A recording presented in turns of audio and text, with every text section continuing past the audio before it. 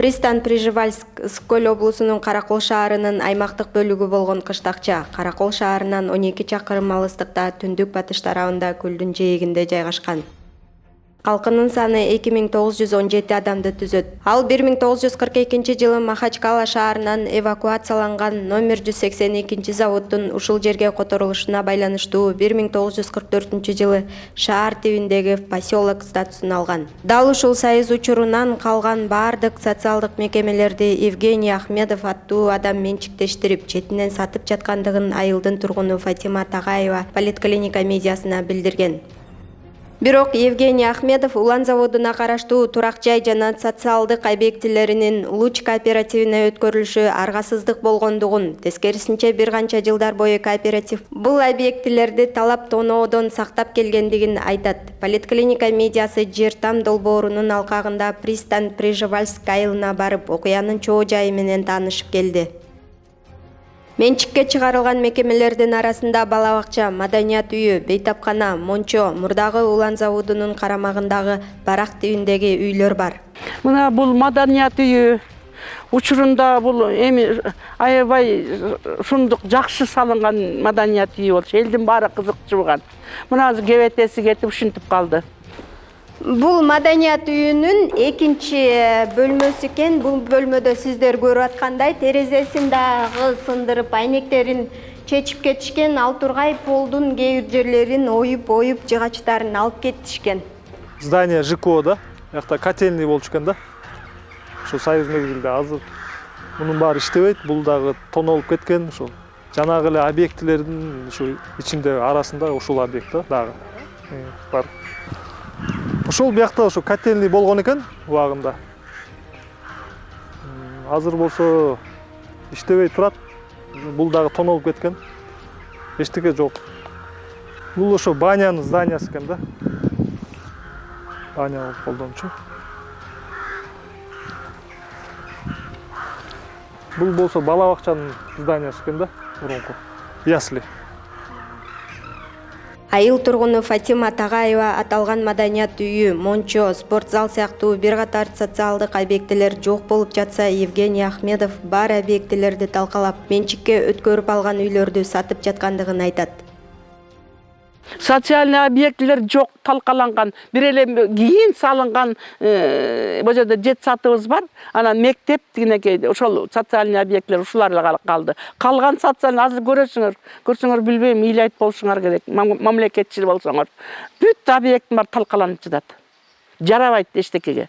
Ал ошол менен мен приватизация кылып алдым деп бүт заводдун үйлөрүн калган бул эмелердин баарын бир стакан семечкадай сатып жүргөн бул Ахмедов деген жетекчи сөрөй. Ал эми Евгений Ахмедов Фатима Тагаева айтып жаткан нерселер курулай доомат деп эсептейт. Жана мекемелер 1995 жылы өткөрүлүп берилип, менчиктештирилгендигин айтат. Значит, я в 93 году приехал на пристань Прижевальск сюда и устроился работать контролером по электроэнергии в жилищно-коммунальное хозяйство АУ-Улан. Затем, значит, стал вопрос о передаче жилищно-коммунального хозяйства в эксплуатацию малому предприятию «Скорпион», которым я был одним из учредителей. Значит, с заводом «Улан» был заключен договор об экономическом эксперименте. Мы должны были в течение года проверить, можно ли из убыточного предприятия, из убыточного жилищно-коммунального отдела сделать рентабельное хозяйство. Заключив договор, мы начали работу. Нам было передано объекты, все, которые числились, социальные объекты в управление, жилищный фонд тоже в управление. Всем этим хозяйством мы руководили. За течение 9 месяцев, которое работало малое предприятие «Скорпион», значит, мы добились того, что из убытков 93% мы перешли на убытки 70 97% были убытки, а перешли на 73%. Значит, когда завод «Улан» проанализировал то, что действительно можно работать и что жилищно-коммунальный отдел может существовать, не обязательно его датировать, мы приняли такое соглашение, что создать новое предприятие, которое будет практически, у которого на балансе будет все эти объекты, жилищный фонд, и в дальнейшем работать как отдельное предприятие.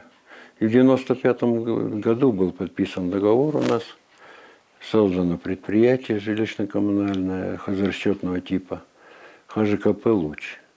Акционерное общество «Улан» передало нам социальные объекты, жилищный фонд, то есть все, что числилось за бывшим жилищно-коммунальным отделом. И мы начали практически работу. Но так как поселковый совет у нас, он должен был частично нам финансировать, то есть датировать часть средств на работу предприятия. У нас был заключен договор, что они все дотации выделяют для инвалидов, там, для ветеранов войны и так далее. Льготные условия, эти льготы они должны были гасить, то есть часть перечислять. Однако помощи от поселкового совета не было. И согласно договору, который мы заключили с поселковым советом, мы расторгли договор этот, потому что они принесли нам ущерб за кратчайшее время 315 тысяч, которых не было в поссовете, и заплатить такие деньги невозможно было. Однако через время, значит, мы расторгли договор, перешли на самостоятельность, зарегистрировали, значит, наше предприятие как общество с ограниченной ответственностью. То есть, соблюдая все законные правила, мы стали самостоятельными. В 1996 году, значит, акционерное общество «Улан» выкупило у государства в апреле месяце эти социальные объекты. То есть практически акционерное общество стало владельцем этих объектов. Но так как они были безвозмездно нам переданы, мы работали с этими объектами как собственники. Теперь в 2003 году, когда происходила системная регистрация, дело в том, что содержать эти социальные объекты довольно сложно, особенно хозрасчетным организациям. Сколько известно, что государство всегда финансировало социальные объекты, то есть выдавало дотацию.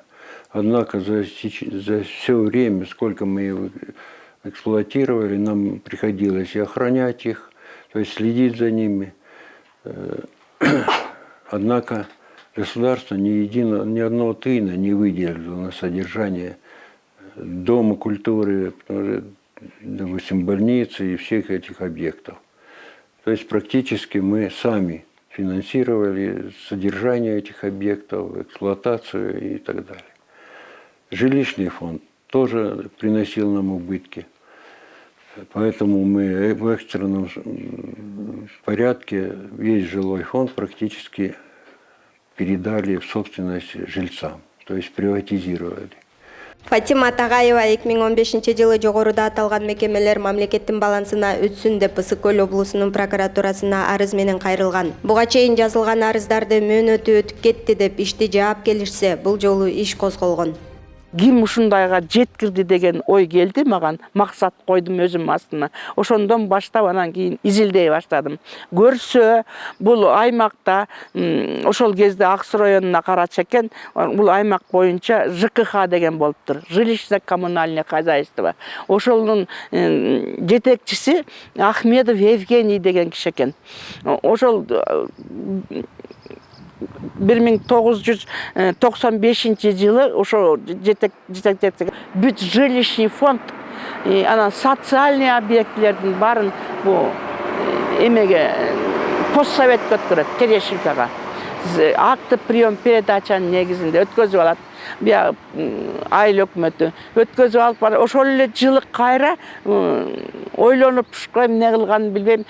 Ахмедов ЖКХ, жилищно коммунальный хозяйство тейлеген комхоз деп койчу эле го. Ошону тейлеген Ахмедовка дагы өткөрүшөт. Ушу акты прием тинде турат, менде бүт документтер бар. Акты прием передачанын негизинде өткөрүп алат. Бухгалтеры өзү болуп кол коюп өткөрүп алышат. Бүт заводдун үйлөрүн, бу жердеги бүт социальный объектлерге детсад кирет. Мына могу больница, участковый больница, тиги мамлекет, тиги маданият үйү кирет. Ушу гостиница бар болчу Сымыда, ошол кирет. Мончо биз ушу иштеп жүргөндө Советтер ушу жака мончого келип түштүбүз, көлдүн жегине сонун мончосу, ошону алат. Анан бүт жетсаттарды алат, бореки жетсаттарды. Мончонун жанында көрөсүңөр азыр эме бар. Начальный школа деп койчу экен. Илгерки салынган, жыгаш менен салынган начальный школа деп койчу экен, башталгыч мектеби. Ошону да өткөзүп алат. Бүт эки бала бакчаны өткөрүп алат. Азыр көрөсүңөр бала бакчаларды өткөзүп алып, документально бүт барын өткөзүп алып, мен приватизация кылып алдым деп өзүн өзү билип, өтүгүн төргүлүп жүргөндө, менин оюм ушундай да. Себеби бул эмеге социальный объектлер, жилищный фонддор приватизацияга жатпайт, мыйзам боюнча билесиңер. Шаардык прокуратура, обул прокуратурага барып, ошол кезде келип, кайсы 2015-жылы келди эле жакшы бир обул прокурор Мухтар деген жигит. Хорошо же баштайбыз деп, ошол бала баштап берген, аягына чыгабыз, мына чыгарам деп. Анан гор прокуратуранын замы Талант деген жигит болуп, менин арызымдын баардык мурун болсо, ошо бул срок давности менен жаап жүрчү экен да баарлар. Ал эми коррупция боюнча социальный объектлер срок давностька жатпайт экен көрсө. Межрайонный соттон баштап аны өтсүн деп жеңдик. Анан ал облуска обжаловать этти Ахмедов деген. Облус оставить силе болду тиги межрайонду. Ошентип ал тиги эмеге чейин барды, тиги Верховныйга чейин барды обжаловать этипчи. Мен Верховныйга чейин барып жеңип, анан баары эметип ордуна келип, Верховныйдан бери жеңип келдик. Жеңип келгенбиз. Ошентип келип, мына ошондон бери өткөрсүн деп комиссия түзүлдү мэриядан. Комиссиянын мен да член комиссия болуп жүрдүм. Келип чыкыртса келбейт. Келбейт Ахмедов. Келсе дагы бир-экөөнүн жанына алып келип алат. Бир эмне деген коррупция боюнча Умаров деген бир абышка бар экен, тантаган, алжып калган өзү врач. Ошонун бир коррупция деген эмесинен удостоверение алып алып, ошону көрсөтүп эле. Келип өткөзбөй койду да, комиссиянын да көз келбейт, эчтеке кылбайт. Мына ушул убакка чейин ушинтип жүрөбүз. Ахмедовдун айтымында ал бул объектилерди мамлекеттин балансына бир нече жолу өткөрүп берүүгө аракет кылган. 2016-жылга чейин аны Каракол шаарынын мэриясынын муниципалдык балансына жөн эле өткөрүп берүүнү кааласа, азыр болсо бир нече талаптарды коюп, ошол талаптарга мамлекет макул болсо гана өткөрүп берерин айтат. Социальные объекты мы часть хотели передать, то есть те действующие социальные объекты, которые числились у нас на балансе, мы хотели передать. Ну, больницу, потом детсад «Солнышко», который он давно передан был в поселковый совет напрямую от акционерного общества. Теперь больницу, дом культуры, действующую часть, то есть первый этаж, зал и так далее, мы передавали, хотели передать в эксплуатацию. Теперь мы в 97-м сделали предложение, в 97 году, для того, чтобы поселковый совет принял объекты, вот эти вот действующие. Однако из-за недостаточно, то есть средств, нехватки средств, поселковый совет отказывался принимать эти объекты, потому что было накладно содержать их. И до настоящего времени эти объекты не переданы. Однако, значит, в 2008 году Мы пытались передать больницу на баланс поселкового совета, но так как вышел закон о присоединении поселкового совета нашего, то есть передано в ведение города Каракол, администрации города Каракол, поэтому не состоялась передача. Теперь в 2010 году мэру города было направлено письмо с просьбой принять объекты, больницу и Дом культуры на баланс города. Передача не состоялась. Теперь в 2016 году мы обратно хотели передать больницу и Дом культуры в ведение мэрии города Каракол, но по договору, в котором были учтены интересы поселка, также и в случае перевода в коммерческую основу, значит, часть прибыли должна была передаваться не менее 10% в ведение поселка или детским домам, ну, то есть тем, кто нуждается. Детский дом или интернат там какой-то. Но, однако, инициаторы передачи вот этого фонда не согласились, то есть им было неинтересно. На сегодняшний день, значит, они сделали регистрацию объектов, которые не являются их собственностью, мэрия города Каракол. Но дело в том, что 79-е постановление, оно не отменено и до сих пор действует. Однако мэрия не дает, не выполняет это постановление.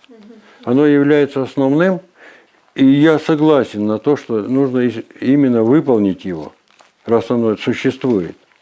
Вот это постановление, вот как раз, вот 79-е постановление, здесь все сказано. Но дело в том, что в этом постановлении сказано одно, а они сделали совсем другое. То есть приняли на свой баланс объекты, которые не соответствуют данному постановлению. Сөз арасында Ахметов бул маселенин түп тамыры үй маселесинен келип чыккандыгын айтат.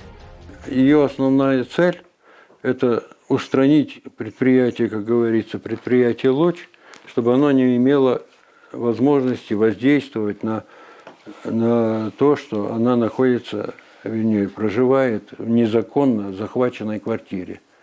Эта квартира была передана Исаеву Розакону по договору, а на самом деле она там не имеет никакого отношения. Мы подавали, значит, заявление о возбуждении уголовного дела. Это уголовное дело было возбуждено в 2016 году, и до 2021 года производилось расследование. Это расследование явно показывало о том, что не хотят признавать Тагаеву как обвиняемой, не хотят воздействовать на это, выносить решения, поэтому доводить до суда тоже не хотят. Ну, в декабре 2021 года вышел новый закон, в котором сроки давности восстановили. И за счет этого закона, без изменения Уголовного кодекса, значит, прекратили действие вот этого уголовного дела. То есть закрыли его. Фатима Тагаева болсо Пристань Прижевальский айылына 2009-жылы көчүп келген. Бул үйдү мыйзамдуу түрдө 25 000 сомго сатып алганын, үйдүн документтерди колунда экендигин билдирди. Суроо бул үй жөнүндө болуп атса, мен кыскартып силерге айтып берейин. Бул үйдү мэрияда иштеген ЖКХда заведующий болгон бала мага карыз болуп калган 25 000 сом.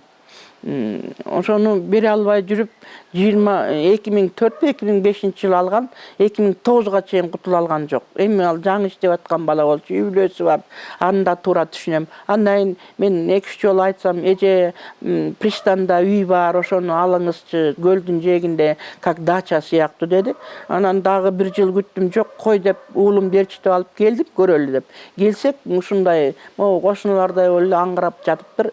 Эшик тереже деген жок. ичинин баары кыргызча айтканда эме чыштым кана экен. Анан коям, кой балам албайбы деп эле резко айтып туруп кетип калдым. Дагы бир жүрүшсөк жок. Үйдөн. Анан мен уулум менен, балдарым менен сүйлөштүм да, кой алалы. Ал тыйын бере албайт коем, аган да туура түшүнөлү деп келип анан кийин алып анан ремонт жасаттым. Бүт документим бар. ГОУЗдан каралган, милиция жактан каралып, добросовестный покупатель деген токтом чыккан. Белгилей кетүүчү жагдай үй маселесине байланыштуу соттук иштер ачылып, бардык инстанциядан Фатима Тагаева утуп чыккан. Каракол шаарынын мэриясынын Пристань Прижевальский поселкалык аймактык башкармалыгынын башчысы Максат Тунганаев аталган мекемелерди мамлекеттин балансына өткөрүү максатында соттук иштер жүрүп жаткандыгын билдирди. Ушул айылыбызда Союздан калган ушул социальный объектилерибизди убагында ушул приватизация учурунда Ахмедов деген жараныбыз ушул айылдын эле тургуну убагында депутат болгон экен. Ушул поселковый совет болуп турган кезде ушул социальный объектилер бир канча, анын ичинде ушул больница, дом культурабыз, бала бакча жана башка объектилер ушу приватизацияга болуп кеткен ушул кишинин атына. Анан ошол жылдардан бери мына ушул күнгө чейин ал киши менен соттошуп, азыркы күндө дагы сот процесстери жүрүп жатат. Ал эми Каракол шаарынын биринчи вице-мэри Чыңгыз Бапаевдин айтымында соттун чечиминин негизинде Каракол шаарынын Пристань Прижевальский айылындагы 5 объект муниципалдык баланска өткөрүлгөн. Ушул Каракол шаарына караштуу Пристань Прижевальский аймагындагы 5 объект сотко берилген. Соттон чечим чыккан, ошо муниципалдык баланска өткөрүлсүн деген. Ушул чечимдин негизинде Каракол шаарынын муниципалдык менчикке кабыл алып, азыр баланска отургузулуп, реестрге кирди 5 объекти тең. Ал эми бул жерде дагы бир мурун ар тараптан сотко берилген, бул жерде дагы машиналар бар болчу, анан үйлөр бар болчу деп сотко берген. Азыркы учурда ал боюнча териштирүү иштери жүрүп жатат. Негизги бизге баланска өтө турган объектилердин бардыгы өткөрүлүп, баланска отургузулуп, азыркы учурда мэриянын реестрине кирип баланста отурат. Соттун чечимин бир да жаран талкуулаганга укугу да жок болуш керек. Анткени сот бизге 3 станция тең карап чечим чыгарып берген. Чечим чыккандан кийин биз ошол чечимди аткарууга милдеттүүбүз. Эки тараптын сотко баягы мирный путем если чечиле турган болсо, эки тараптын сотко бергенге мындай мүмкүнчүлүк убакыт алып деле бара болбойт эле. Если ал киши эми письменно тастап берсин, если ушундай кайрылганбыз, анан бизге берген эмес деп, бирок берилбеген үчүн сотко берилди деп мен ушундай ойлойм да. Ошондой эле бул мекемелерде муниципалдык баланска өткөрүп берүү актысына Ахмедов кол кое электигин, соттун чечимин аткарып жатышкандыгын айтат. Бирок мурда Ахмедов бул объектилерди мамлекеттин балансына өткөрүп берүү үчүн кайрылгандыгы тууралуу маалыматы жок экендигин, өткөрүп бербей жаткандыктан улам айыл тургуну сотко бергендигин белгилейт.